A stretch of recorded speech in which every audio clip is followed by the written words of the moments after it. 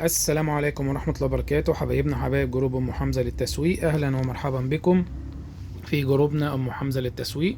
متنسوش تعملوا لايك وسبسكرايب لقناتنا على اليوتيوب أم حمزة للتسويق، كذلك جروبنا على الفيسبوك أم حمزة للتسويق. النهاردة هنستعرض معاكم بقى مكنسة هوفر لشفط الأتربة. بصراحة شكلها في الصورة، لا على الواقع أول مرة أشوف. يعني هو في المعتاد إن هم يحطوا صورة للجهاز، يعني بتكون شكلها حلو. لا أنا شايف لا المكنسة أحلى بكتير على الواقع من صورتها اللي محطوط على كرتونتها.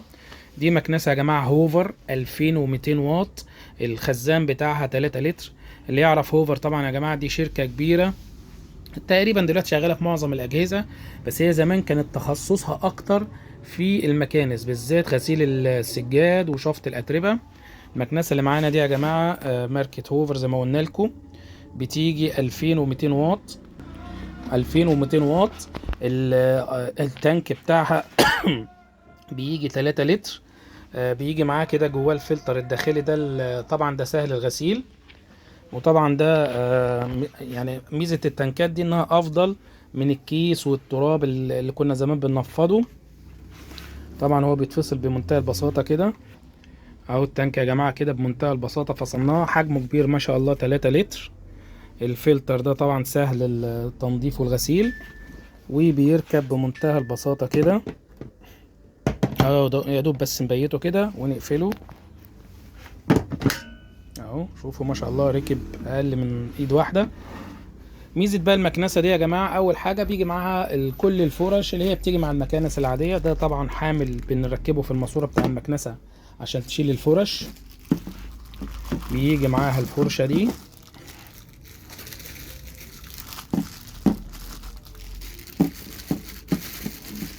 ده شكل فرشه. كمان بيجي معاها الفرشه اللي هي بتاعه الاماكن الضيقه اللي هي دي. يجي معاها طبعا الحامل اللي قلنا لكم عليه بتاع الفرش بحيث ان احنا نحتفظ بيها.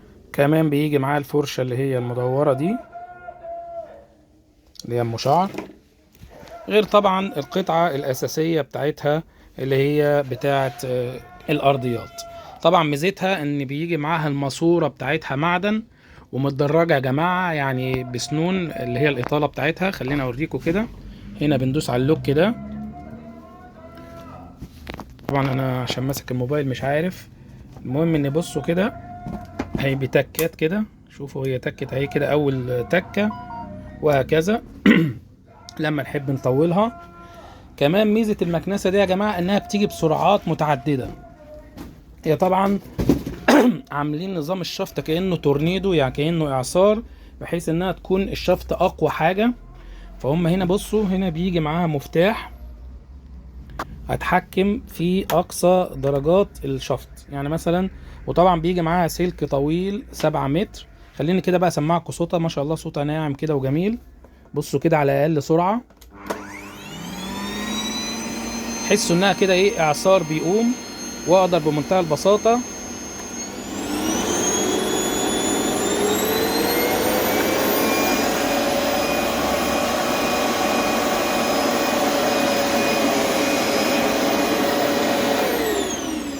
ما شاء الله كده تحسوا فعلا بقوة في الموتور 2200 واط.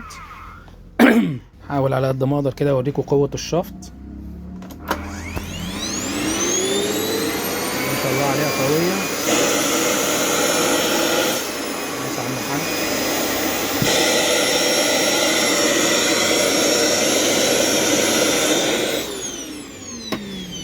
سداد جريت ما شاء الله. وميزتها بقى زي ما قلنا لكم، التانك بتاعها 3 لتر، يعني حجم كبير جدا.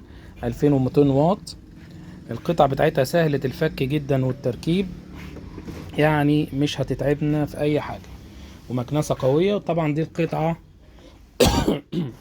بتاعت الارضيات، طبعا فيها القطع بتاعت السجاد، وطبعا بتتحرك يمين وشمال وتحت وفوق عشان تبقى سهل التنظيف من اي حتة. ان انا انضف تحت الكنب المفروشات تبقى سهلة من جميع النواحي. مكنسة هوفر 2200 واط، اسمها باور 6. 2200 واط سنجل سايكل، اللي هو بيقول لك الاعصار يعني. حجم خفيف عشان تبقى سهلة علينا واحنا بنشيلها. السلام عليكم ورحمة الله وبركاته.